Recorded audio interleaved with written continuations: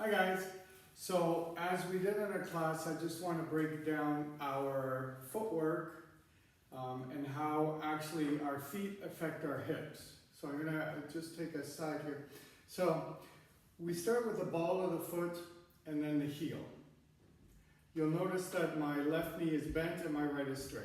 Now I'm going to straighten my knee and I'm going to bend my right foot. So I'm stepping ball, flat, straighten, bend, ball, flat, straighten, bend, ball, flat, straighten, bend.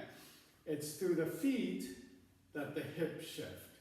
It isn't that I'm forcing the hips or moving the hips on its own. Everything is connected with all parts of the body.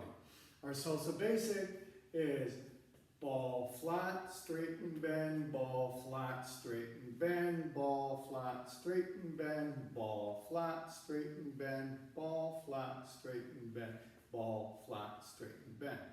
Okay? From the back. 1, 2, 3, 4, 1, 2, 3, 4, 1, 2, 3, 4, 1, 2, 3, 4, 1, 2, 3, 4, 1, 2, 3, 4.